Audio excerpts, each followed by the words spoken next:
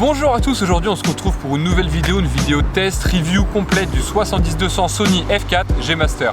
C'est parti.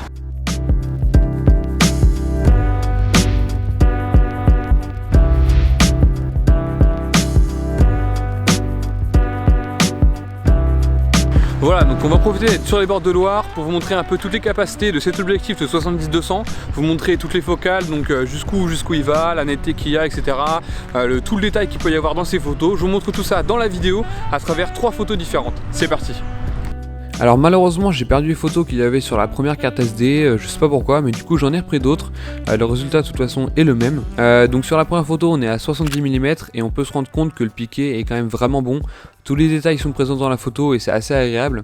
Ensuite on passe à 135 mm, ici le piqué reste encore une fois pas mauvais, notamment au centre. Sur les angles c'est un peu moins détaillé quand même, mais ça reste vraiment bien pour un tel objectif. Sur le 200 mm ça reste plus ou moins similaire au 135, le piqué est excellent et on a un flou au premier plan ou à l'arrière-plan qui s'ajoute, qui est encore plus prononcé. On peut le voir notamment sur les photos portraits et ça donne vraiment un rendu qui est assez sympa. Il y a un sujet que je voulais également aborder, c'est la solidité de cet objectif. C'est un objectif donc, de la gamme G Master qui est fait donc, à partir d'acier et un peu de plastique, et il est vraiment très solide, ça va vous permettre de le garder assez longtemps dans le temps, et au niveau aussi du temps, de la météo, etc. Si vous l'emmenez un peu partout, ça va permettre vraiment qu'il reste bien en état.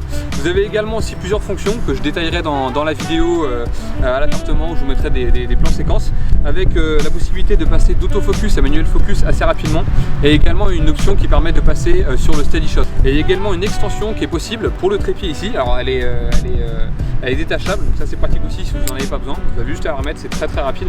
Donc ça c'est vraiment quelque chose qui est assez sympa que Sony a rajouté sur cette gamme là. Comme vous pouvez le voir, il fait 17,5 cm de hauteur sur 8 cm de large, ce qui est plus petit que certains 70-200 de chez Canon notamment. Esthétiquement parlant, il n'y a rien à redire, il est vraiment beau. Concernant le poids, on est sur environ 840 grammes sans la fixation pour le trépied, ce qui est bien plus léger qu'un Canon qui est sur environ 1400 grammes. En conclusion, sa qualité de construction, sa stabilisation vidéo, la qualité de l'objectif en général en fait un achat presque indispensable pour n'importe quel photographe.